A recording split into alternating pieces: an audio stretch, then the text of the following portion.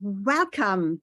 I am Dr. Angelika Christie, coming to you today from Germany. This is why my clothes are a little bit heavier, and I'm in a hotel room, so the maybe the light is not perfect, but it is what it is. I am live with you. It's 9 o'clock here in Germany, 3 o'clock Eastern time, where my show usually is, every Saturday. So your radiant life after 45 is about skills for healthy, happy, and prosperous women.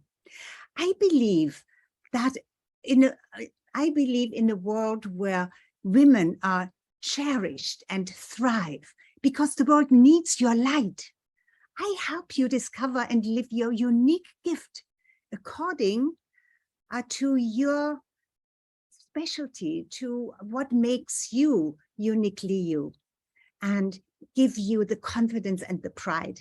So with over 25 years of professional expertise as a naturopathic doctor specializing in healthy aging, and as a lifestyle and relationship coach, together with my vast personal experience, I share from my heart and my knowledge. So if this sounds good to you, be my guest here every week on this day of the week, a Saturday at this time. If you're in Germany, like I am now, it's 9 o'clock in the evening, but that's not too bad yet. Yeah.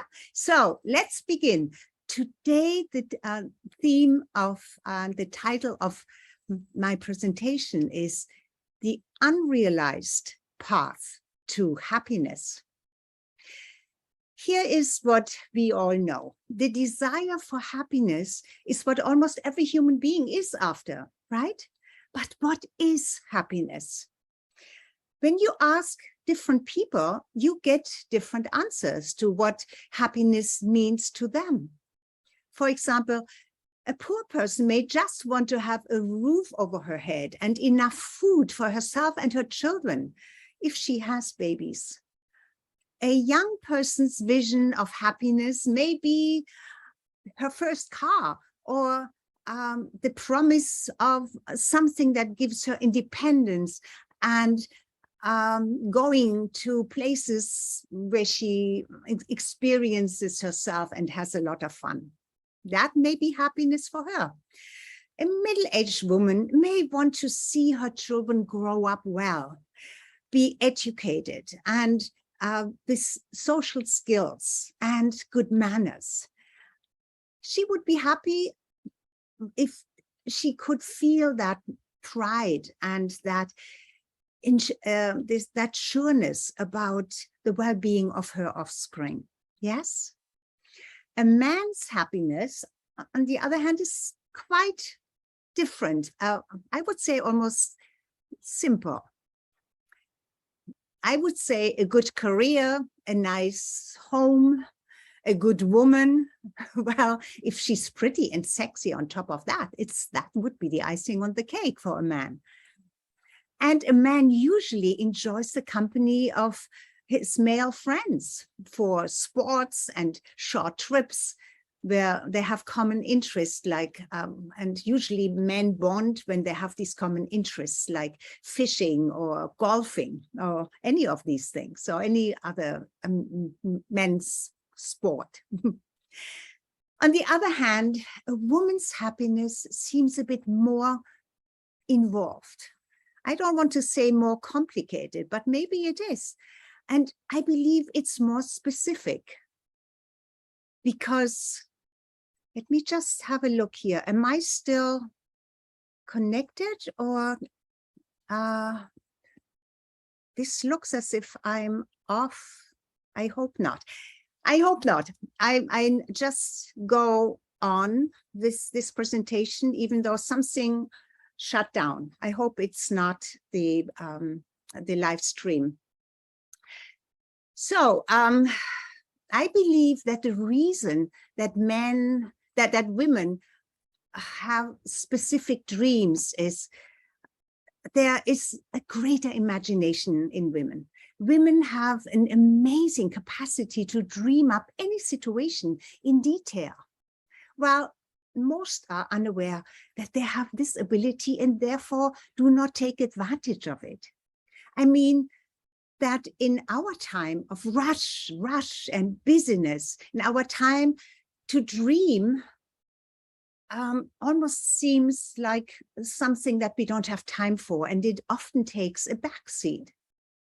In my survey about what makes women happy and why so many feel unhappy and even trapped, I found that most women do not know what makes them happy, or they have only vague images or more general ideas what it could be that could make them happy.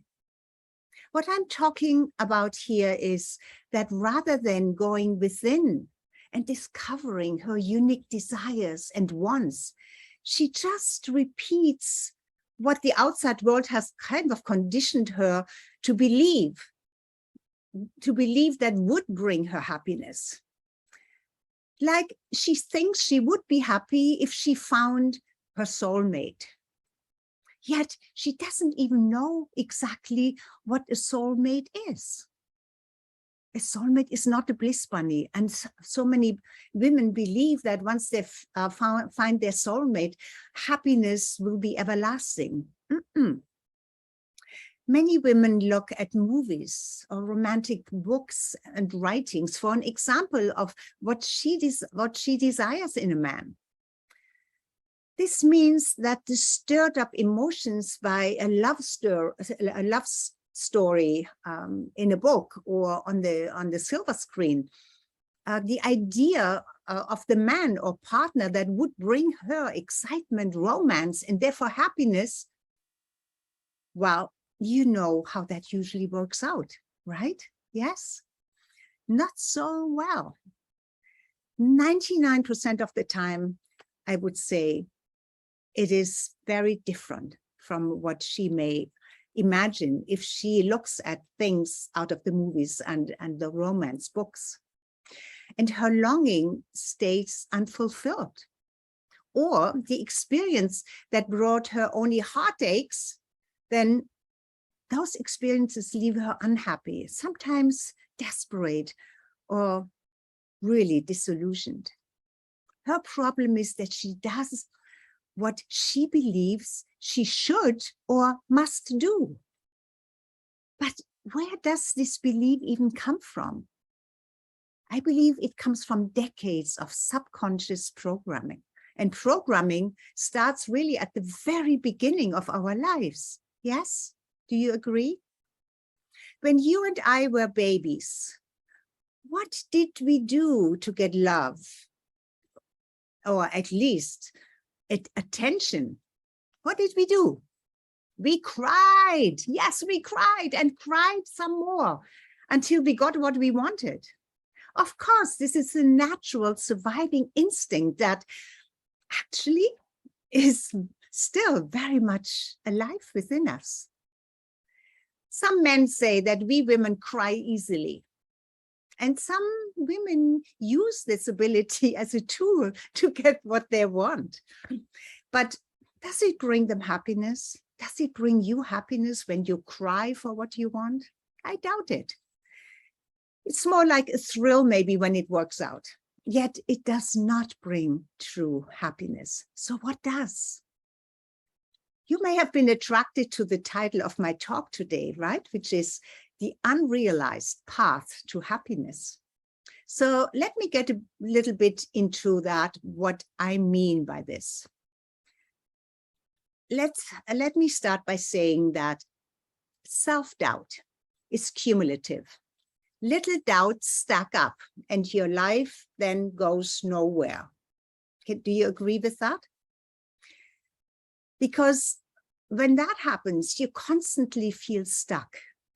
Your happiness is possible and even inevitable when you detach from the outcome. The outcome? That would be the goal, right? When you can detach from the outcome and focus on what? Focus on progress.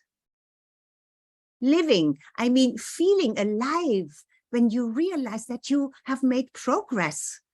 is the best feeling that needs no explanation, no acknowledgement from nobody, from anybody else. You know it, you feel it, and it feels great. Do you agree with that? This is happiness that nobody can take away from you. And it's kind of easy. I believe that progress is even more satisfying than the end result. And I think I have already hinted on that a little bit. But why is that? Don't we all want to get to our goal and then, oh my God, if I would just get to my goal? When you think that the goal is the end result, what happens then? The end result is the end, right? There is nothing coming anymore. So how much happiness does that bring? But progress is a continuing and actually a very exciting journey that never needs to end. An exciting journey that never ends. Yes, can you see this? I hope you can. Maybe you have never thought about it this way. And I believe you can. You can see that because I can see it and I can feel it. And so you must feel it too.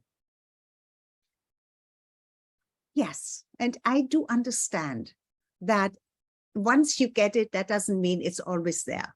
You and I, we still battle with fear.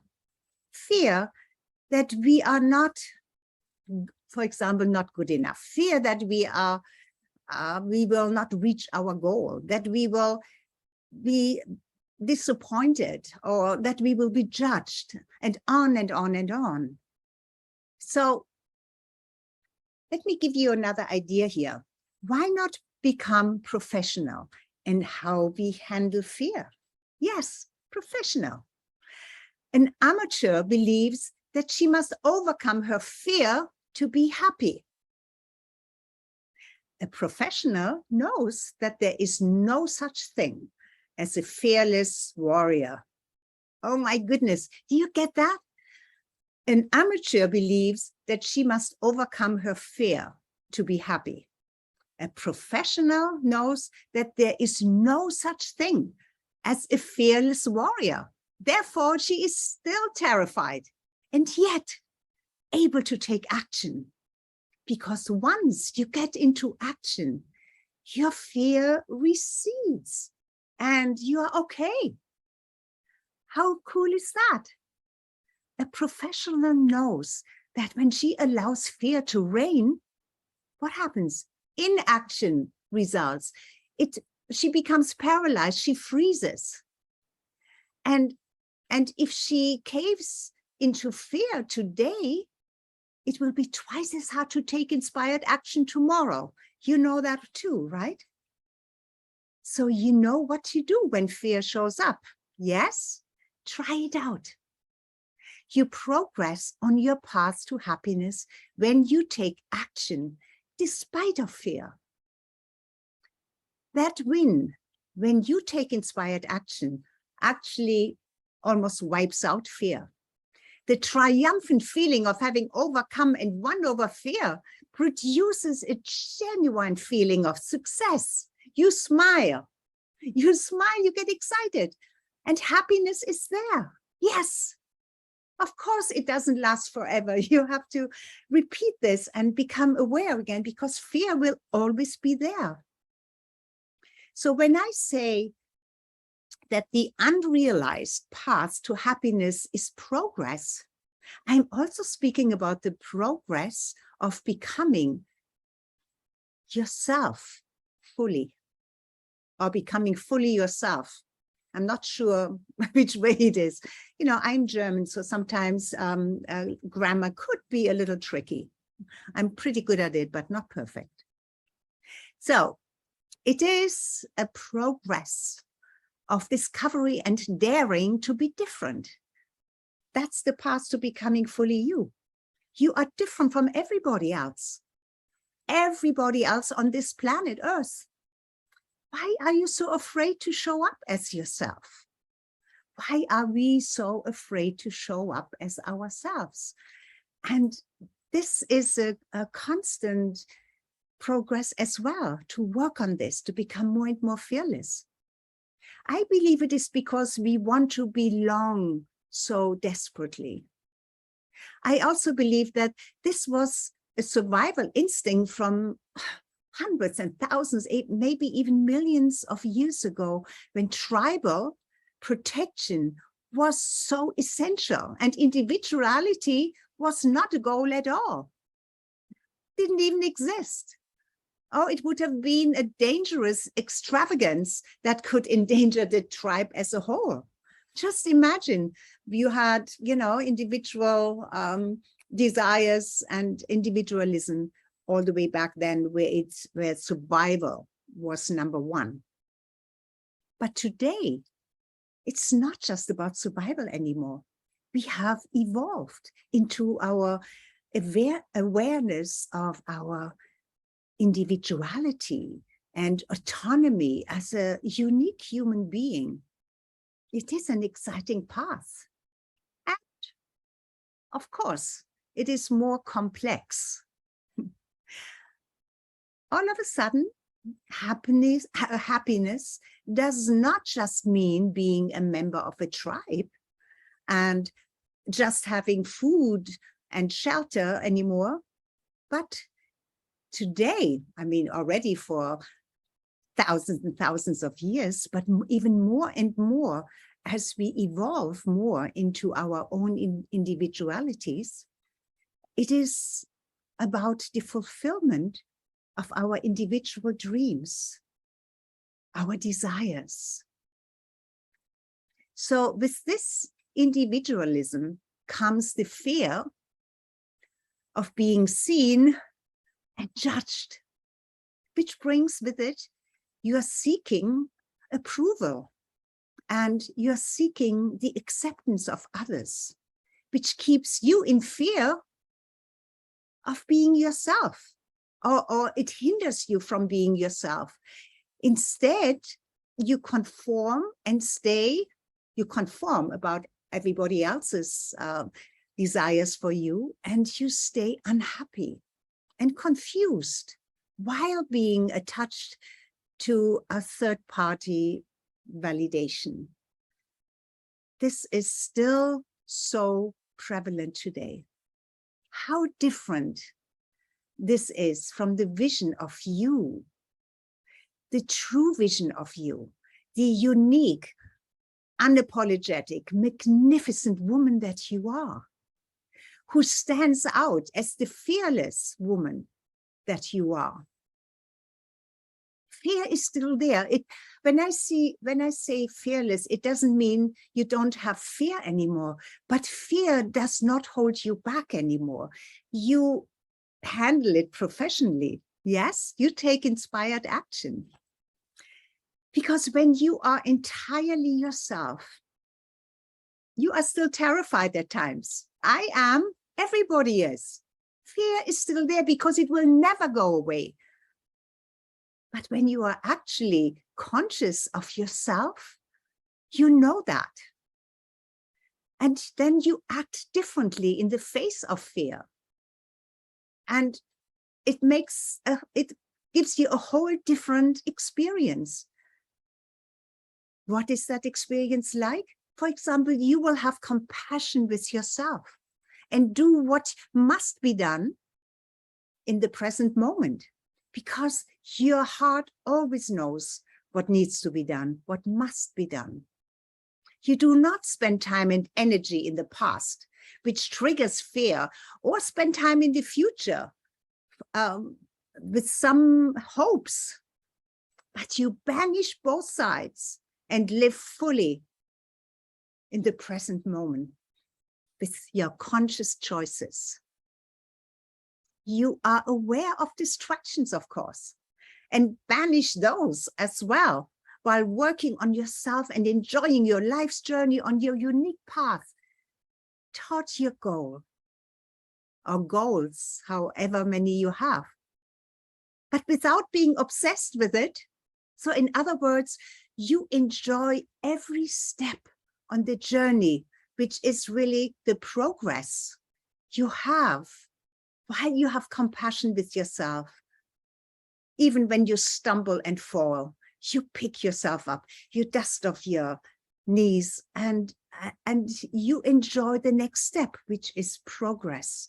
And it gives you that feeling of, yeah, that you're going somewhere. Yes. So I hope that this all makes sense to you, because progress is not very well understood. Yes, we know that there are signposts on a path going from A to B. If A is where we are now and B is where our goal is, there are a lot of middle stations, right? And there may be valleys that we have to go down into and crawl out again. But that's when actually there some people ask for help. And it's wonderful when they do, because help is always available. I mean, that's what coaches are for. That's what mentors are for, to bridge that valley, to build that bridge so that that guides you across that deep valley, that you don't have to go all the way down there and have to try to climb yourself out of it again. You know, this is really, really important. I know it because even coaches and mentors, I mean, I'm a coach and I'm a mentor, and it doesn't mean that my life is perfect, that I do not experience valleys, or that I don't experience walls that I run against, or blocks, or fears that all of a sudden I feel as if fear could really paralyze me. I mean, we go through periods where we move forward and go fast, and we are so excited about our progress, but it doesn't go at that same speed all the time. There are slowdowns, and sometimes there are stops. And it can even happen that you go back and maybe take a different path. Sometimes there comes a realization that the path that we are on may not be appropriate anymore for us, or that we have come across something that not only excites us more, but is maybe even more in alignment of who we really are. Because as you discover yourself and work on yourself and develop yourself, what happens is that things shift. Yes. And so your outer life needs sometimes an alignment with how you are growing on the inside. I believe that your core values are always basically the same. And yet, sometimes what seemed to be so important to you as one of your core values, at a certain age, loses its importance to a certain degree, and other things become more important. For example, I am in Germany now. And the reason why I'm in Germany is because I have two brothers in Germany. I have still a son. I have cousins and aunts and still some uncles in Germany. So, but mostly cousins and my two brothers. And what has shifted for me was I haven't been in Germany for almost a decade, 7 or 8 years. And it became so important to me to reconnect with my family. You see, I did not have that. I have a core value of that my family is important, but that part of my family was not that important 10 years ago, because there were more of my own children who were then leaving the house, grown and started to get married and have their own children. But now I am going back to a little bit into my roots, and it has become more meaningful and important to me. Okay, so I just wanted to give you a little bit of an idea of how things can shift, and then you adjust your outer life to it. Adjusting it, took a plane and flew into Germany, and I'm here for 10 days. So I hope that today's theme, that happiness is being on the path of progress rather than arriving at your goal, which is really the end result, that gave you a little bit of an aha moment, or maybe some aha moments, and maybe some insights into how you can enjoy even more happiness by looking at progress toward your dreams and desires. Yes? Try it out. Think about it. Think about that sometimes the pressure that is attached to reaching your goal doesn't need to be that much pressure. Take a deep breath. Exhale and say to yourself, the goal will always be there, but I'm not focusing so much on it. Let me enjoy the journey. Let me enjoy every moment of the journey. Let me see how I progress, and let me even enjoy the little detours. Let me enjoy the stops, the backtracking, whatever it is, which really means let me enjoy being in the moment. And I guess you know what it means, being in the moment. There are so many books written about it. The now, because if our mind is always in the past, because we are living our story, and our mind is always attached to what happened in the past. Not so much the heart, but our mind. Or our mind is thinking about, oh my God, what is going to happen in the future, and worries about that.